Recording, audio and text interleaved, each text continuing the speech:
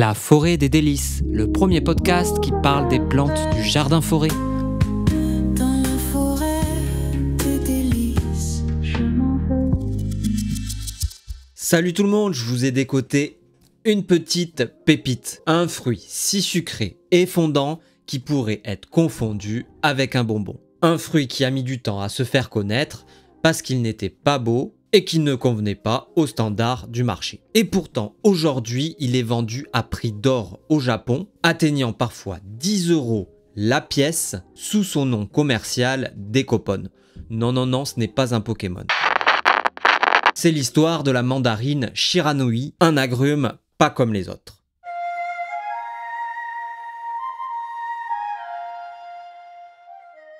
Tout commence au Japon dans les années 70. Des chercheurs vont croiser deux variétés d'agrumes, le Kiyomi, un hybride d'orange douce et de Satsuma, et le Pokan, une mandarine très sucrée et parfumée. Le résultat, un fruit bosselé avec une petite protubérance sur le dessus, mais une chair incroyablement douce et sucrée, sans presque aucune acidité. Le hic, ça va être son apparence, trop irrégulière pour le marché très exigeant des agrumes. Et pourtant, dans les années 90, le Japon tombe sous son charme. Son goût est une vraie révélation avec un Brix supérieur à 13. Un arôme floral subtil et une texture fondante. Mais en fait, c'est quoi le Brix?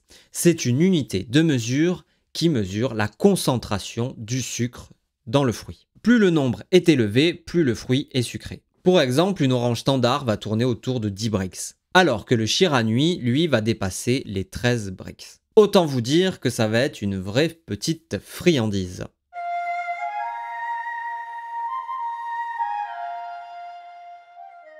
Et au-delà de son histoire commerciale, le Shiranui est aussi une petite merveille pour la biodiversité. Son feuillage dense et persistant va abriter de nombreux insectes et ses fleurs blanches même parfumées vont fleurir au printemps et vont attirer un petit cortège de pollinisateurs.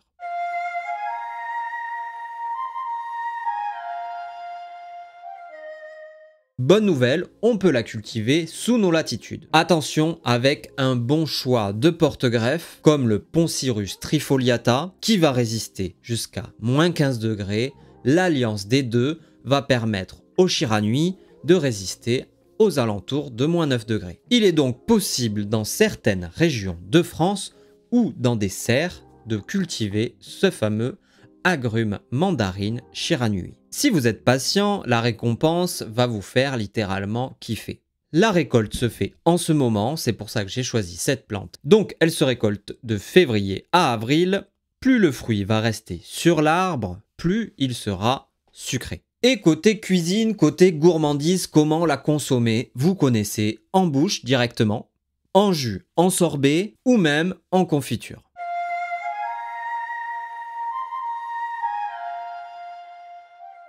Et si on allait un petit peu plus loin, créons ensemble une petite guilde végétale ou association de plantes. Imaginez une petite forêt fruitière autour d'un Shiranui. Imaginez l'accompagner d'un autre agrume comme le Satsuma, qui va être robuste, qui fait aussi des clémentines, mais qui est plutôt précoce. Comme ça, on va alterner les récoltes. À leurs pieds, imaginez quelques baies de mai, pour pouvoir avoir des récoltes rapidement. La baie de mai est un petit arbrisseau qui va fournir des petites baies saveur myrtille.